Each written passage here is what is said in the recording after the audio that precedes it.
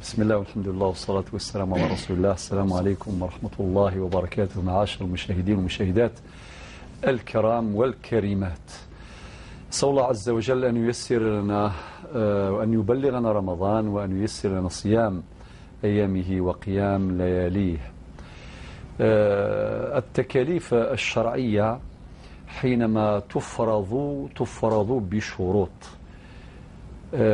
ما دام الأمر يتعلق بالصيام كما سأل أخي أحمد، فالشرط الأول هو شرط الإسلام، من باب الإعادة فقط للتذكير باش نجمعهم ضربة واحدة. شرط الإسلام، لأن هذا شرط أساس، فكل من يشهد لا إله إلا الله وأن محمد رسول الله وأن محمدا رسول الله تجري عليه أحكام الإسلام. الشرط الأول.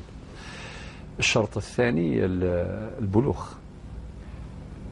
في الحديث الصحيح الذي أخرجه الأئمة ابن خزيمة والإمام أحمد والإمام الترمذي وغيرهم، يقول النبي عليه الصلاة والسلام: رفع القلم عن ثلاثة. وكلمة رفع القلم كناية عن سقوط التكليف. كي نسمعوا رفع القلم عن ثلاثة، معنى كلمة أو عبارة رفع القلم تفيد سقوط التكليف.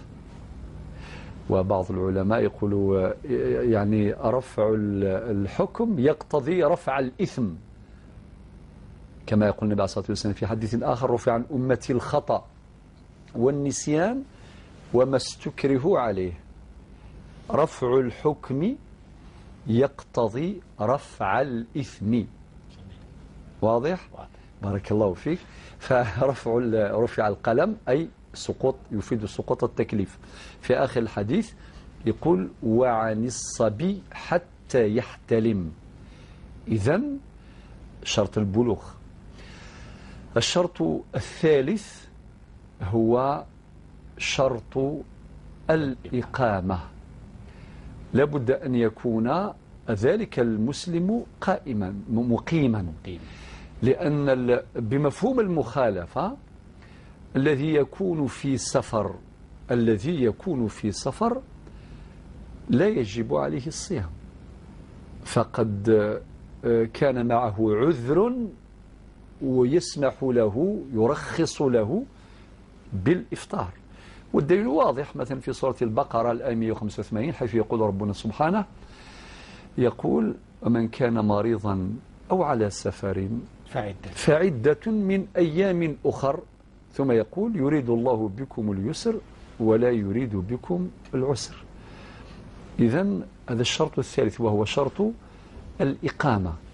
فمن كان مقيما يجب عليه الصيام بمفهوم المخالفة. من كان في حالة سفر فهو معذور، فهو من أصحاب الأعذار، فهو مرخص له بنص الكتاب وبنص السنة النبوية الشريفة. الشرط الرابع وهو العقل. علماؤنا يقررون قاعدة ذهبية مفادها: العقل مناط التكليف. العقل مناط التكليف، بمعنى بمفهوم المخالفة: من كان مجنونا، من كان مسلوب العقل، والجنون آفة تصيب العقل، فهذا المجنون لا يجب عليه الصيام. رفع عنه القلم لنص الحديث المذكور.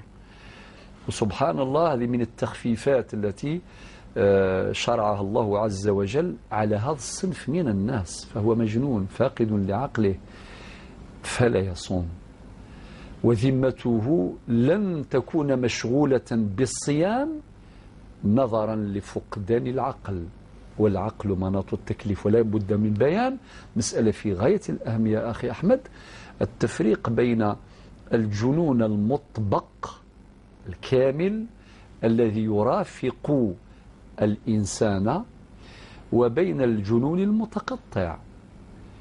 لذلك علماؤنا قرروا أن من كان جنونا مطبقا مرافقا له دائما، هذا يرفع عنه القلم، وتصرفاته لا أثار لها، ولا يمكن أن تصدر منه عقود أو أن يبرم تصرفات والتزامات إلى آخره.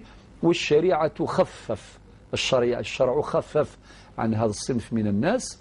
ولكن إذا كان الجنون متقطعا في حالة الإفاقة وفي حالة العقل والتعقل تجري عليه أحكام الإسلام. ممكن الإنسان في شهر رمضان يكون مجنون في 3 أيام 4 أيام وبعدين يرجع له عقله تمام. في الوقت اللي يسترجع قواه العقلية تجري عليه أحكام الإسلام. لأن ماذا؟ لأن القاعدة ذكرناها آنفا مفادها العقل مناط التكليف. كاين العقل كاين تكليف، ما كانش العقل ما كانش تكليف. نتيجة واضحة. والشرط الخامس هو الخلو من الأعذار. يعني باش نجمعوا كل شيء، الخلو من الأعذار، ما عندوش صفة مانعة للصيام. مثلا بالنسبة للمرأة حالة النفاس، كي تكون نفساء ولدت خلاص ما تقدرش تصوم، لا يصح صيامها. وكذلك المرأة الحائض، وهي والحيض عذر شرعي. والأعذار الأخرى لذلك جمعناها في الشرط الخامس، انتفاء العذر، هكذا بصيغة أشمل وأكمل. إذن كاين شرط الإسلام، الشرط الثاني شرط البلوغ، الشرط الثالث الإقامة، الشرط الرابع العقل، الشرط الخامس انتفاء العذر أو انتفاء الصفة المانعة للصيام. فإذا كانت توفرت هذه الشروط فمن شهد منكم الشهر فليصم. والأمر واضح، والأمر يفيد الوجوب إلا لقرينة تصرفه عن الوجوب إلى حكم آخر. بارك الله فيك. نستعيد باختصار بالقبائلية. الله يفكرك بالشهادة، دائما راك تفكرنا. الله يفكرك بالشهادة سي أحمد، بارك الله فيك. باش مذان أذي وجب في اللاس رمضان أذي يوزوم إلى قس 5 شروط. الشرطة من زو ذي نسلم، خاطر كنا ديني كيني لا إله إلا الله محمد رسول الله. الإسلام أذي يطبق في اللاس، أذي يطبق في اللاس رمضان أثيوزوم أماكن أذي يخدم كل واجبات فياض إثي ديال زم ربي سبحانه عز وجل ذي الشرعيث، أما ذي القرآن أما ذي السنة النبي مشفيع صلى الله عليه وسلم. ذي نسلم.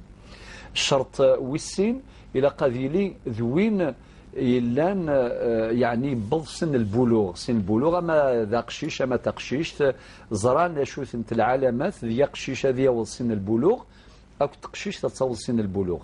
ولكن بين قوسين هناك يعني إشارة مهمة جدا علماؤنا النص تحدثوا عنها اعتمادنا على النصوص السنة النبوية الشريفة لأحاديث كثير النبي عليه الصلاة والسلام، وين فيه توصية بتدريب الناشئة على الصيام قبل البلوغ.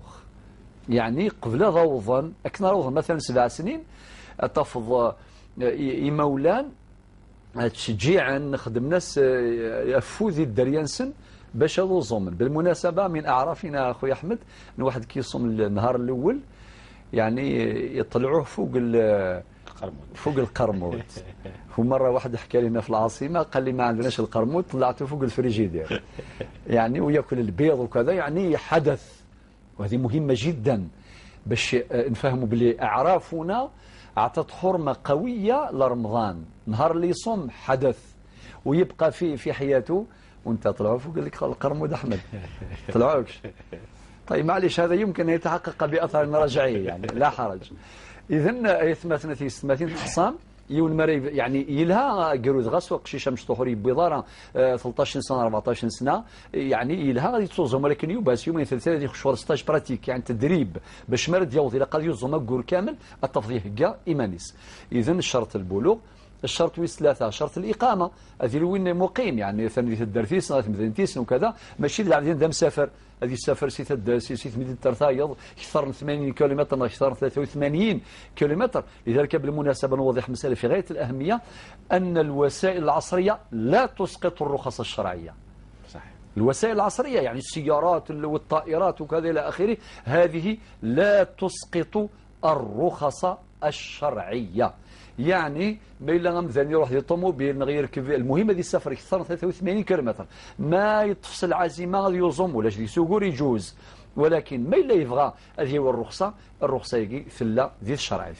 إذن الشرط الإقامة ويصرف عن شرط العقل إلى قضية اللي يقول سهل العقل ماذا درويش نغدا مهبول ذا مسلوف وإنا ويتصوزو مرا خاطر ويجي فرا فلاس الشرط ويس خمسة ولا قارد يسعو العذر خاطر ما يسال العذر مثلا مطوث مثلا لان النفسة مثلا فمطوث لان الحيض وكذا في كذا يعني ساعات العذر كذلك غام غارم قرن زميران غاموضين وكذلك ان المرضى أصحاب الأعذار أكيد سيأتي بيان هذه الأمور يعني الأعذار التي تجيز الفطر في رمضان في الأيام القادمة إن شاء الله وقدر.